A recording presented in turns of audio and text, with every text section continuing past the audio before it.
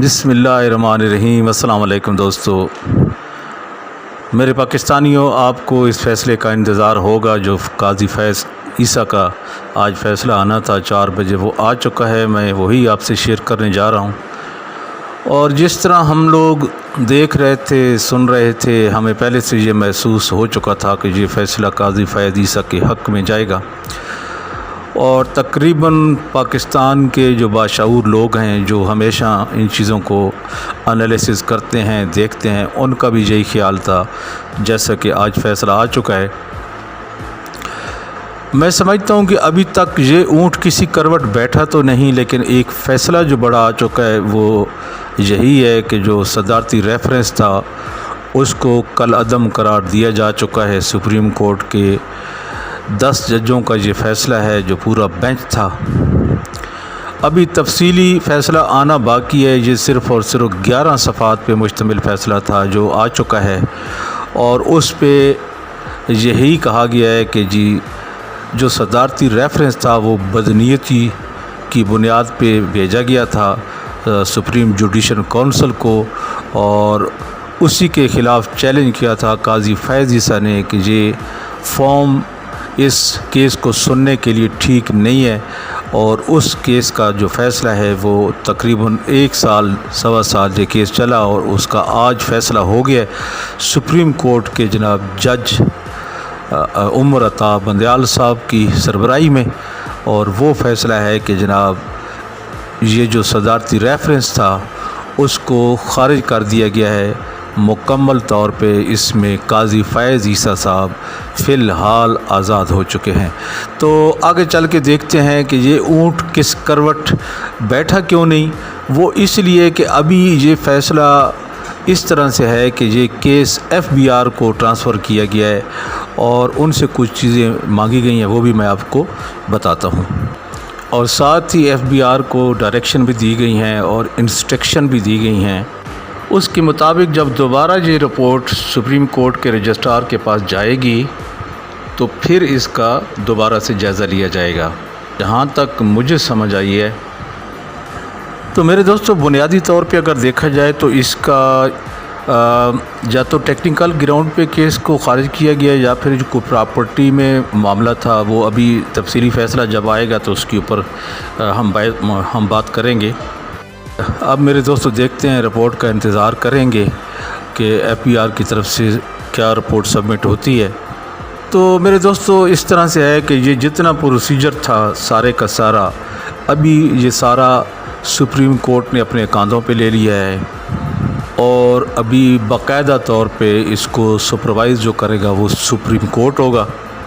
Registrar supreme court को report submit करनी है, और इसके बाद फर्दर FBI जो भी रिपोर्ट सबमिट करेगी, और इसके अलावा जो भी उनकी तरफ से फाइंडिंग होगी, जो एसेट रिकवरी यूनिट है उसके ऊपर कोई सवालात उठाए गए हैं, ये आगे चल के इंशाल्लाह हम आपको सब बताएंगे। और मेरे दोस्तों ऐसा भी हो सकता है कि इसका जो असल प्लेटफॉर्म था वो FBI था, और काज़ी फैज़ ईसा साहब की जो अहलिया हैं उन्होंने भी कल अपने जो वीडियो लिंक में बयान कलमबंद कराया था, उन्होंने भी यही कहा था कि मुझसे सवाल नहीं पूछा गया, जबकि FBI के पास अपोजिट रिकॉर्ड मौजूद है, जो कि आज फ़रोग़ नसीम साहब ने अदालत में सुप्रीम कोर्ट में जमा करवाया है।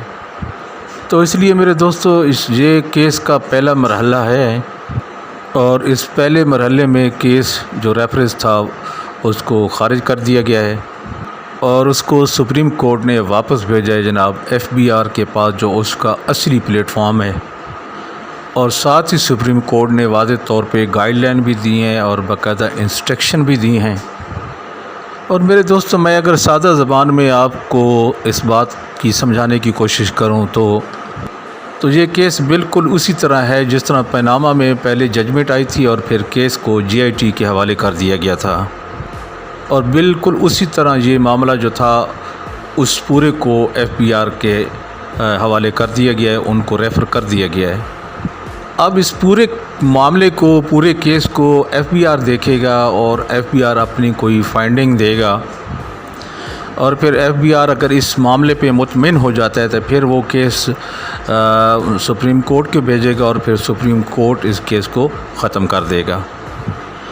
لیکن اگر خدا نخواستہ یا انفارچونیٹلی یہ سارا معاملہ جو ایف بی آر دیکھے گی اور یہ سارا کیس قاضی فیض عیسیٰ یا ان کی اہلیہ کے اپوزٹ آتا ہے تو پھر جو سپریم کورٹ ہوگی وہ اس کے مطابق آگے کارروائی کرے گی جیسے جیسے ایف بی آر کی طرف سے کیس کی فائنڈنگ ہوگی۔ تو ناظرین، یہ سب سے پہلا مرحلہ تھا، اس میں جو دیکھا گیا ہے اس فیصلے میں جو نظر آ رہا ہے وہ یہی ہے کہ رولز کو فالو نہیں کیا گیا، اس کے مطابق یہ فیصلہ دیا گیا ہے۔ جو رولز بتاتے ہیں جس کے مطابق اس کیس کو جس فورم پہ چلنا چاہیے تھا وہ نہیں ہوا، اسی کے مطابق یہ فیصلہ آیا ہے، کیونکہ یہ ٹیکس کا میٹر تھا اور اس کو ایف بی آر نے اپنے ادارے کے اندر اس کو حل کرنا تھا، یا ان کی طرف سے اگر یہ ریفرنس دائر ہوتا تو پھر ایک جو صحیح فارم تھا اس کے مطابق پھر فیصلہ آتا۔ یہ سپریم کورٹ کی پہلے دن سے یہ جرا تھی، اور سپریم کورٹ پہلے دن سے یہ کہہ رہا تھا کہ جہاں کے سپریم جوڈیشل کونسل میں صدارتی ریفرنس دائر کیا گیا ہے وہ اس کا فورم نہیں ہے، اور یہ ٹیکنیکل بنیاد پہ اس فیصلے کو جو ہے اس کا ریجیکٹ کیا گیا ہے۔ اس کی سپریم کورٹ کے اندر جو درخواست قاضی فیض عیسیٰ نے دی تھی کہ اس کیس کو خارج کر دیا جائے، تو اس کو خارج ہی اسی لیے کیا گیا ہے کہ یہ ٹیکنیکل بنیاد پہ اس کو جہاں کیس کو چلانا چاہیے تھا وہاں کیس نہیں چلا، بلکہ سپریم جوڈیشل کونسل میں اس کیس کو چلایا گیا جو کہ اس کا اصلی فورم نہیں تھا۔ تو یہ ساری چیزیں سپریم کورٹ پہلے دن سے کہہ رہی تھی کہ یہ ڈائریکٹ ایوان صدر میں کیوں گیا، پھر ڈائریکٹ ایوان صدر سے جوڈیشل کونسل میں کیوں آیا، یہ اس میں ایسڈ ریکوری یونٹ کہاں پہ ہے، یہ ساری چیزیں مکس اپ ہو رہی تھی پہلے دن سے اس کیس میں۔ تو آج اس کا فیصلہ جو آ گیا ہے وہ بھی آپ نے سن لیا، میں نے آپ کو جو شارٹ فارم میں نے آپ کو بتانا تھا وہ بتا دیا۔ اس میں دو تین چیزیں ایسی اور ہیں جو میں آپ کو بتانا چاہتا ہوں، وہ ہیں کہ دو تین ججز ایسے ہیں جن کا اضافی نوٹ آیا وہ میں آپ کو بتا دیتا ہوں۔ تو ناظرین، جن جسٹس کی طرف سے اضافی نوٹس آئے ان کے نام یہ ہیں: جسٹس مقبول باقر، جسٹس جاجا افریدی اور جسٹس منصور علی شاہ صاحب۔ اضافی نوٹ میں یہ کہا گیا ہے کہ کوئی جج قانون سے بالاتر نہیں، ججز کو دیگر شہریوں کی طرح بنیادی حقوق حاصل ہیں، اور ججز کے حقوق کی تحفظ کرنا عدلیہ کی آزادی کے لیے لازمی ہے۔ تو یہ ہیں میرے دوستو ان تین ججز کی طرف سے اضافی نوٹسز۔ یہ پہلے دن سے اس کیس میں اس طرح کی باتیں کر رہے تھے جو آج انہوں نے اگل دی ہیں۔ تو میرے پاکستانیوں، ابھی آپ خود ہی اندازہ لگا سکتے ہیں کہ ہم پہلے دن سے یہ کہہ رہے تھے کہ کیس کی جو روانی ہے، کیس کس طرف جا رہا ہے، وہ ہمیں نظر آ چکا تھا، اور اسی کے عین مطابق فیصلہ بھی آ چکا ہے۔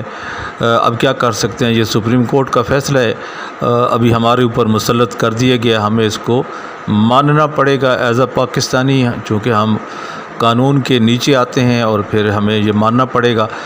کچھ غلطیاں ہوئی ہیں حکومت کے لوگوں سے بھی، میں یہ تو نہیں کہتا کہ یہ عمران خان صاحب کی غلطی ہے، البتہ یہ ان کی جو لیگل ٹیم ہے ان سے یہ غلطی ہوئی ہے کہ انہوں نے جو اس کیس کا صحیح پلیٹ فارم تھا وہاں پہ اس کو نہیں دائر کیا، بلکہ انہوں نے سپریم جوڈیشل کونسل میں اس کیس کو لے گئے، حالانکہ اس کیس کا جو اصلی فارم تھا وہ تھا ایف بی آر، چونکہ انکم ٹیکس کا معاملہ تھا اور اس کو وہیں سے اس کا حل نکلنا تھا۔ لیکن افسوس کہ جو ہمارے حکومتی جو لیگل ٹیم تھی ان سے یہ مسٹیک ہوئی ہے۔